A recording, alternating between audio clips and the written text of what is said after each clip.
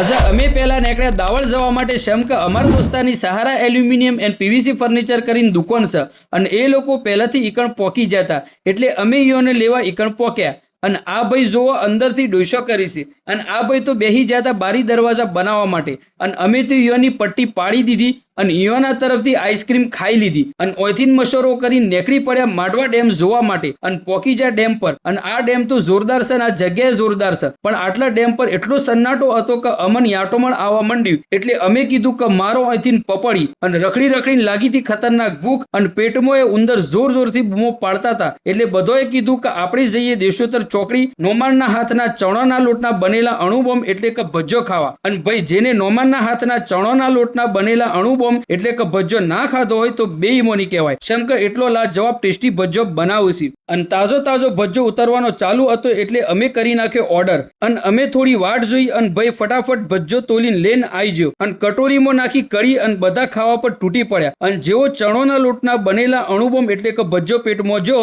એવા જે ઉંદર પેટમાં બૂમા પાડી રહ્યા હતા ઈવાની થઈ જી બોલતી બંધ અને આ ભજ્જો લાજવાબ ટેસ્ટી હતો અને જુઓ જેને આ ભજ્જોનો ટેસ્ટ ઘેર જોતો હોય તો ઓયકણ ભજ્યોનો તૈયાર લોટે મળી જાય અને જેને આ જગ્યાનો ભજ્જો ખાધો હોય એ લોકો કમેન્ટ કરજો અને અમે ભજ્જોને સપાટ કરી નીકળી પડ્યા ઘેર જવા માટે વિડીયો પસંદ આવ્યો હોય તો લાઈક ઠોકો શેર કરો અમારા યુટ્યુબ ચેનલને તો સબસ્ક્રાઇબ કરજો જ।